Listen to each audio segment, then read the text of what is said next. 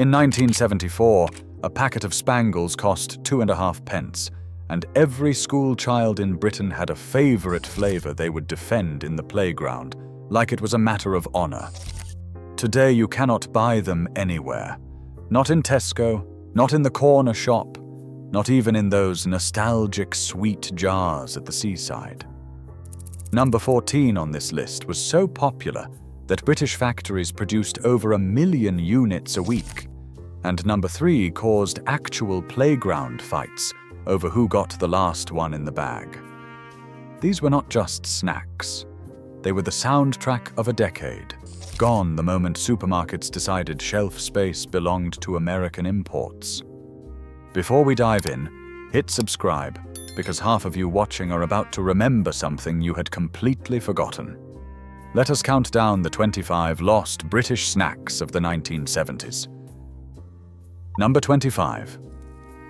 Spangles arrived in your pocket as a tube of square boiled sweets wrapped in wax paper, each one a different translucent color, and every British child of the 70s had an opinion about which flavor was best. Old English, the strange smoky one that tasted like burnt toffee mixed with licorice, divided playgrounds the way football teams did. A tube cost 2.5 pence in 1974, which was within reach of even the smallest pocket money allowance, and Mars Limited shifted them by the lorry load. The clever bit was the shape. Square sweets sat flat on the tongue, lasted longer than a round boiled sweet, and made an unmistakable click when you bit down. Children traded them by color, hoarded the blackcurrant ones, and pulled faces at the tangerine. By 1984, Mars discontinued the line entirely, citing changing tastes. There was a brief revival in the mid-1990s that lasted barely a year. The wrappers became collector's items. Today, the only place you'll find a real Spangle is in a memory. Number 24. Texan Bar. The Texan Bar was a brick of chewy nougat coated in milk chocolate, advertised by a cowboy who drawled, "Sure is a mighty chew." It launched in 1972, and within months had become the playground currency of Britain. 6 pence got you a bar so dense it could keep a child quiet through an entire double maths lesson, and that was the whole appeal. Parents loved them because they shut children up. Children loved them because the chewing felt like an achievement. The nougat was stiff enough that your jaw ached after, and the chocolate coating cracked off in satisfying shards before you got to the chewy interior. Rowntree Mackintosh pulled the Texan Bar in 1984, citing falling sales as flashier American imports moved in. There was a brief reappearance in 2005 as a limited edition, gone within weeks. Ask anyone who grew up in the 70s what they miss most, and the Texan Bar comes up before almost anything else. It was the chew that defined a decade, vanished without warning. Number 23. Aztec Bar. Cadbury launched the Aztec Bar in 1967 specifically to compete with the Mars Bar, and by the early 70s it had carved out a loyal following. It was a slab of nougat and caramel coated in milk chocolate, slightly softer than its rival, and, many would argue, slightly better.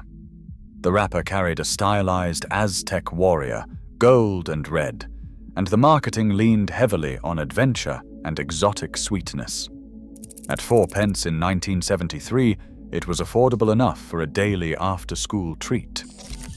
The trouble was, Mars never stopped reinventing itself, and Cadbury eventually decided the Aztec was redundant against its own curly, whirly, and crunchy. It was discontinued in 1978. A brief revival in 2000 lasted less than 2 years. For those who grew up eating them, the Aztec was softer, creamier, and somehow more British than the Mars Bar it tried to replace. Its disappearance marked the moment Cadbury surrendered the chewy bar market to its biggest rival, and it never came back. Pacers were mint sweets, striped green and white, square like Spangles but chewier, with a sharp peppermint kick that made your eyes water if you ate 3 at once. Mars launched them in 1976 and pitched them as the cooler, more grown-up alternative to Polos. A packet cost 3 pence and held about a dozen sweets, which was just enough to share with a friend at break time without feeling robbed. The texture was unusual, somewhere between a fruit pastille and a starburst. And the mint flavor was strong enough to clear sinuses. Children used them as currency, traded them for marbles, and dared each other to eat 5 in one go. Mars discontinued Pacers in the mid-1980s, replacing them with Opal Mints and eventually Opal Fruits, which most people now know as Starburst. Pacers themselves vanished completely. The striped wrapper, the peppermint hit, the chewy square, all gone. They have never been revived, and most British shops under the age of 40 have never even heard of them. Number 21. Cabana. The Cabana bar was a strange and wonderful creation. Cherry, coconut, caramel, and crisped rice, all wrapped in milk chocolate. Cadbury launched it in 1983, but the recipe and concept were pure late 70s. A tropical fantasy, when Britain was obsessed with all things Caribbean and exotic. It tasted like a holiday in a wrapper, which was the entire point. At 8 pence in 1984, it sat at the upper end of pocket money sweets, but it felt like an event when you bought one. The cherry was sharp, the coconut was sweet, the caramel pulled at your teeth, and the chocolate held it all together. Sales never quite matched the marketing budget, and Cadbury quietly discontinued the Cabana in 1986. It has never returned. People who remember it speak of it with a kind of reverence, usually reserved for lost loved ones, and online petitions to bring it back have been circulating for 2 decades without success. Number 20. Treets. Before there were M and Ms in Britain, there were Treets. The slogan was, "Melt in your mouth, not in your hand." And Mars sold them in 2 varieties, peanut and chocolate. They came in a bright yellow bag, and a small packet cost 5 pence in 1975. The shells were thicker than modern M&Ms, the colors were muted browns, oranges, and yellows, and the chocolate inside was richer and slightly more bitter. British children ate them by the handful, poured them into their mouths straight from the bag, and used the empty packets as makeshift trumpets. Mars rebranded Treets as M&Ms in 1988 to align with the global brand, and the original British recipe was quietly retired. The new version was sweeter, the shells thinner, the colors brighter. People who remember Treets insist they were better, and they were probably right. The brand died for the sake of marketing uniformity, another casualty of globalization creeping into the British sweet shop. Pattern break. Here's where it gets interesting. Number 19. Banjo. The Banjo bar was Mars's attempt to outdo its own Twix, launched in 1976 and marketed with a jingle that promised 2 great fingers of crunchy peanut. It was a wafer biscuit topped with peanuts and coated in milk chocolate, sold as twin bars in a single wrapper. At 7 pence, it was a proper after-school treat, and it had a loyal following throughout the late 70s and early 80s. The peanuts gave it a savory edge that most chocolate bars lacked, and the wafer crunch was deeply satisfying. Mars discontinued the Banjo in 1984. The official reason was poor sales, but most people who remember it suspect it was simply too similar to Twix and was killed to avoid cannibalizing the bigger brand. There has never been a revival. The Banjo lived for less than a decade, but for those who ate them as children, the combination of peanut, wafer, and chocolate was unrepeatable. Modern peanut bars are sweeter and softer, missing the savory crunch entirely. Number 18. Amazin Raisin Bar. Cadbury launched the Amazin Raisin Bar in 1971 with one of the most memorable adverts of the decade, featuring a cartoon raisin going on adventures around the world. It was milk chocolate studded with raisins, almonds, and cherries, and the marketing positioned it as something between a sweet and a healthy snack. A bar cost 5 pence and felt almost luxurious. Mothers approved of it because of the fruit, children liked it because it was still chocolate, and the combination of textures meant every bite was different. It was discontinued in 1978, lasting just 7 years on British shelves. Cadbury never gave a clear reason, but the assumption is that it was too expensive to produce compared to plain chocolate bars. The Amazin Raisin Bar has never been revived, and for many, it remains the lost Cadbury bar that should never have been killed off. Modern fruit and nut bars are pale imitations. Number 17. Golden Cup. The Rowntree Golden Cup was a chocolate bar with a runny golden syrup center, launched in the 1960s and at its peak popularity through the 70s. The trick was the center. It was thinner than caramel, almost like honey, and it ran across your tongue when you bit in. A bar cost 6 pence and had to be eaten quickly, or the syrup would leak everywhere. Children developed elaborate techniques for eating them, biting just the corner and sucking out the syrup before tackling the chocolate shell. Rowntree discontinued the Golden Cup in the early 1980s, killed off by changing tastes and the rise of harder, cleaner chocolate bars. There has never been a successful revival. The closest modern equivalent is a Cadbury caramel, but the texture is completely different. The Golden Cup was unique because of how unstable it was, and that instability was exactly what made it special. It was a bar that demanded you eat it the moment you bought it. Number 16. Pink Panther Bars. Nestle launched the Pink Panther Bar in the late 70s, capitalizing on the cartoon's popularity, and it became a strange but adored fixture of British sweet shops. The bar was a slab of pink-colored fondant, sweet and slightly artificial tasting, coated in milk chocolate. The pink interior was vivid, the color of bubblegum, and children loved it for the visual shock as much as the flavor. A bar cost 5 pence in 1979.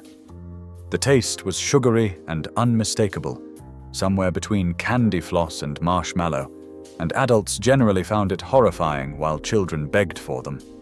Nestle discontinued Pink Panther bars in the early 90s as tastes shifted, and concerns about artificial colors grew. There has never been a revival. The Pink Panther bar was, by any modern measure, completely ridiculous, but it captured something about 70s sweet shop culture that no modern bar even attempts to replicate. Pink food was fun. Pink food was an event. Number 15. Texan Loaf. Distinct from the Texan Bar, the Texan Loaf was a popular bakery item in the 70s, sold in independent bakeries across Britain. It was a sweet, white loaf studded with dried fruit, glazed with sugar, and shaped roughly like a small brick. Bakers sold it for around 12 pence per loaf in 1976, and it was the standard tea-time treat in many working-class households.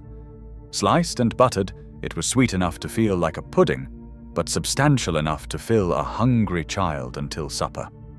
The Texan loaf was a regional favorite, especially strong in the Midlands, and every baker had their own recipe. As supermarket bread killed off independent bakers through the 80s, the Texan loaf vanished with them. There was no big announcement, no last batch celebrated in the press, just a slow disappearance from shop windows. Today, you would struggle to find anyone under 50 who has even heard of it, and the recipe survives only in a handful of community cookbooks compiled by women's institutes. Number 14. Smith's Crisps Salt Sachet. Until 1976, every packet of Smith's Crisps came with a small twist of blue waxed paper inside containing salt, which you sprinkled over the crisps yourself. This was the original British crisp, and the ritual of finding the salt sachet, twisting it open, and shaking it over the bag was part of the experience. A packet cost 3 pence in 1973, and Smith's was the dominant crisp brand in Britain, shifting over 1 million bags a week at peak. The crisps themselves were thicker and less seasoned than modern versions, which is why the salt sachet was necessary. When Smith's was acquired and the production was modernized, the salt sachet was eliminated as a cost-saving measure. Pre-salted crisps became standard. The blue twist of paper, the small ceremony of seasoning your own snack, vanished overnight. People who grew up with the salt sachet still talk about it as a defining childhood experience, and the loss of that one small ritual marks the moment British crisps stopped being a craft and became a commodity. Number 13. Marathon Bar. The Marathon Bar was renamed Snickers in 1990, but for the entire 70s and most of the 80s, it was Marathon. And to anyone who grew up in Britain at the time, it will always be Marathon. The bar itself was the same: peanuts, caramel, and nougat coated in milk chocolate. But the name carried a weight that Snickers never has. A Marathon cost 7 pence in 1978 and was the standard reward for a good school report. The renaming, when it came, felt like a betrayal. Mars made the change to align with global branding, the same reason Treets became M and Ms. People wrote to newspapers in protest. The product was identical, but the name change made it feel like a different bar entirely. To this day, older British people still call it a marathon when buying one, and shop assistants under 30 have no idea what they are talking about. It is the same bar in a different costume, but the costume mattered more than anyone realized. Number 12. Cresta. It's frothy, man. That was the slogan delivered by a cartoon polar bear wearing sunglasses, and Cresta was the soft drink that defined the British 70s. It came in flavors like pineapple, strawberry, orange, and apple, and the unique selling point was that it was extra fizzy and frothed up dramatically when poured. A bottle cost 10 pence in 1975. The polar bear adverts were everywhere, and children pestered their parents for Cresta the way they would later pester for Coke. The drink itself was sweet, artificially flavored, and packed with the kind of additives that would horrify a modern parent. But in the 70s, it was the height of sophistication. Sherbet, which made Cresta, discontinued it in the mid-1980s as Coke and Pepsi tightened their grip on the British market. The frothy fizz, the cartoon polar bear, the strange tropical flavors, all gone. Modern fizzy drinks are tame by comparison. Cresta was loud, sweet, and ridiculous, and it was loved for exactly those reasons. Pattern break. Controversy ahead. Quatro was a soft drink launched in 1982, but its DNA was pure late 70s. It blended 4 fruit flavors: pineapple, orange, passion fruit, and grapefruit, hence the name. A can cost 15 pence, and the marketing pitched it as exotic, glamorous, and adult. Children drank it because it felt sophisticated. Adults drank it because it tasted unlike anything else on the British market. The flavor was tart, complex, and slightly bitter from the grapefruit, and the can was decorated in tropical colors that stood out on the shelf. Quatro was discontinued in the late 80s as more conventional drinks took over. Here is the thing food companies do not advertise. Beverage giants spent the 80s consolidating brands, killing off regional and unusual drinks to clear shelf space for fewer, simpler products. Quatro was a casualty of that consolidation. There has never been a revival, and the British soft drink market has been blander ever since. Modern drinks are cleaner, sweeter, and safer, and Quatro is remembered precisely because it was none of those things. Number 10. Wagon Wheels, the original size. Wagon Wheels still exist, but the version sold in the 70s bears almost no resemblance to today's product. The original wagon wheel was nearly twice the size, properly handful-sized, with a generous, soft marshmallow filling. The biscuit was thicker and the chocolate coating more substantial. The whole thing felt like a real treat. A pack of 6 cost 20 pence in 1976. Children genuinely struggled to finish one in a single sitting.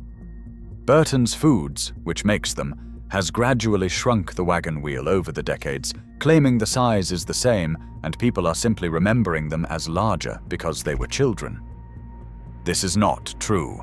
The original packaging dimensions are documented, and the wagon wheel has shrunk by approximately 30% since 1971. The original size was killed by cost-cutting, and modern children will never experience the proper wagon wheel that defined 70s tea times. Number 9. Outer Spacer. Outer Spacers were a savory snack made by Smith's, launched in 1976 to ride the wave of Star Wars excitement that hit Britain in 1977. They were small, puffed corn shapes, vaguely meant to look like rockets and planets, and they came in cheese flavor. A bag cost 4 pence. The marketing was pure space age, with silver foil bags and cartoon astronauts on the front, and children loved them because eating them felt like being part of the future. The cheese flavor was sharp and slightly chemical, the kind of flavor that modern food regulators would probably ban, and the puffed corn dissolved on your tongue in a satisfying rush. Smith's discontinued Outer Spacers in the early 1980s as the space-age craze faded and more conventional crisp flavors took over. They were never revived. For anyone who grew up in the late 1970s, the silver bag and the cartoon astronaut are burned into memory, a small reminder of the moment when Britain was briefly obsessed with the stars. Tudor was a crisp brand based in Newcastle, dominant across the north of England through the 70s, and famous for flavors that no national brand would dare to make. Pickled onion, beef and gravy, prawn cocktail, smoky bacon, all in colors so vivid they stained your fingers. A bag cost 5 pence in 1978. The crisps themselves were thick and crunchy, the seasoning was aggressive, and the brand had a fierce regional loyalty that put it ahead of Walkers and Smiths across most of the Northeast. Tudor was acquired by Smiths in the late 70s and gradually phased out through the 80s as the parent company consolidated its brands. The pickled onion flavor in particular is remembered with reverence by anyone who grew up in Newcastle or Sunderland. Modern pickled onion crisps are pale imitations. Tudors were properly sharp, properly vinegary, and properly aggressive. The brand died in the Great Crisp consolidation of the 80s, another regional favorite lost to national uniformity. Spangles' Old English flavor. This deserves its own entry, because Old English was not just a flavor, it was a phenomenon. Inside the standard Spangles tube, there was usually one Old English sweet, dark brown, and slightly mysterious, tasting of licorice, treacle, and burnt sugar. Children either loved them or traded them away immediately. The flavor was so distinctive that Mars eventually released a tube of pure Old English Spangles, and they sold by the lorry load. A tube cost 3 pence in 1976. The Old English Spangle was the closest thing British sweet-making had to an acquired taste, and getting one in your standard tube felt like winning a small lottery. When Spangles were discontinued in 1984, Old English vanished with them, and nothing has ever replicated that exact flavor. Licorice sweets exist, treacle sweets exist, but the specific combination of Old English, slightly smoky, slightly bitter, and slightly sweet has never been recreated. It was unique to Spangles, and it died with them. Number 6. Curly Whirly, original version. The Curly Whirly was launched by Cadbury in 1970. The original version was significantly larger than today's. The lattice of caramel, coated in milk chocolate, stretched almost the length of a school ruler, and a single bar cost 4 pence. Children treated them like edible toys, stretching the caramel between their teeth, breaking the bar into sections and seeing how long they could make it last. The caramel was harder than modern versions, the chocolate coating was thicker, and the whole thing was a proper engineering challenge to eat. Cadbury has shrunk the Curly Whirly multiple times since, and the modern version is roughly 2/3 the size of the original. The taste is similar but not identical, the caramel softer and sweeter. People who remember the original mourn it the way they mourn proper Wagon Wheels. The Curly Whirly still exists, but the 70s version is gone, killed by the same slow shrinkflation that has hollowed out half of British confectionery. Number 5. Iced Gems. Iced Gems were tiny, round biscuits topped with hard sugar icing in pastel colors. They were made by Huntley and Palmer's, and at peak popularity through the 70s. A box cost 7 pence and contained roughly 100 biscuits, each one no bigger than a thumbnail. Children ate them by the handful, sucked the icing off the biscuit base, and traded them by color. Pink was the most prized, then yellow, then green. The icing was aggressively sweet, the biscuit was bland and crumbly, and the combination was perfect for small mouths. Iced Gems still exist in a heavily reduced form, sold by Jacobs, but the modern version is a fraction of the original quality. The 70s version had thicker icing, more vivid colors, and a slightly almond-flavored biscuit base that the modern version lacks entirely. The full original Iced Gems experience is gone. What survives is a ghost. Number 4. Caramac, original recipe. Caramac is technically still made, but the version sold in the 70s was richer, thicker, and more strongly caramel-flavored than today's. Launched by Macintosh in 1959, Caramac hit its peak in the 70s when a bar cost 5 pence and was marketed as a luxury alternative to milk chocolate. The flavor was pure caramel, almost fudge-like, and the color was a deep golden brown. The modern Nestlé version is thinner, paler, and sweeter, and lacks the depth of the original. The recipe was reformulated multiple times through the 80s and 90s, each change small enough to escape notice, but cumulative enough to leave the modern bar a shadow of the original. People who remember real Caramac describe it as one of the great lost flavors of British sweet-making, and the modern version simply does not satisfy. It is the same name on the wrapper, but it is not the same bar. Number 3. Texan Crisps. Smith's launched Texan Crisps in 1979 as a thicker, ridge-cut crisp aimed at adults, with flavors like steak and onion, barbecue, and smoky bacon. A bag cost 6 pence, and the ridges held the seasoning in a way that flat crisps could not. They were aggressively flavored, satisfying to crunch, and marketed with cowboy imagery that played on the same Western fantasy as the Texan Bar. Children fought over them in the playground, and the steak and onion flavor in particular became legendary. Smith's discontinued Texan Crisps in the mid-1980s when the brand was rationalized after acquisition. The ridge-cut crisp eventually returned in other forms, but the specific Texan recipe and flavors have never been revived. The smoky barbecue flavor, in particular, was unlike anything on the market, and people who remember it speak of it with the same reverence as those who remember Spangles. Another casualty of corporate tidying up. Number 2. Sherbet fountains, original paper tube.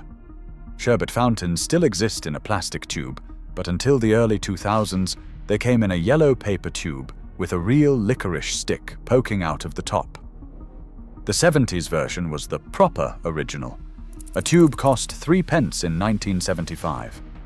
You bit the end off the licorice, dipped it into the sherbet, and the combination of fizzy sour powder and chewy licorice was unbeatable. The paper tube would inevitably split halfway through, sherbet would spill everywhere, and your fingers would be sticky for the rest of the afternoon. That mess was part of the experience.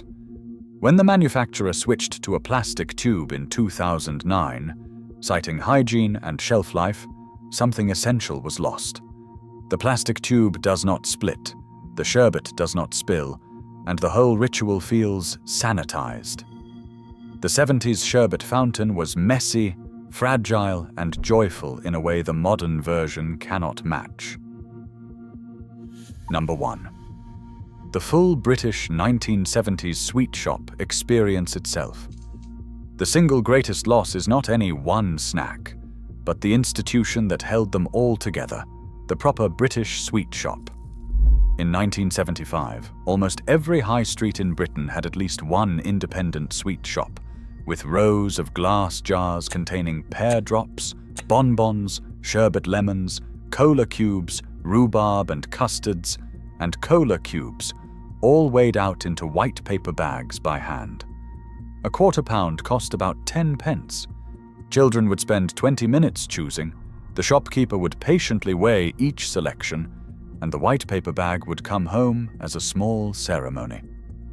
By the late 1990s, almost all of these shops had closed, killed by supermarket pick and mix, and then by the closure of pick and mix itself in 2017. The jars, the scales, the white paper bags, the patient shopkeeper waiting while a child decided between cola cubes and pineapple chunks. All of it is gone. The individual snacks on this list mattered, but they mattered because of where you bought them. The shop was the snack as much as the sweet was, and that, more than any single bar or packet, is what no one makes anymore. So there you have it. 25 lost snacks of the 1970s, each one a small piece of a Britain that has quietly slipped away. Tell me in the comments which one you remember most, and which one you would bring back if you could. I am betting Texan Bar and Spangles take the top of the list, but I want to be surprised. Hit subscribe if this brought back a memory, and I will see you in the next one.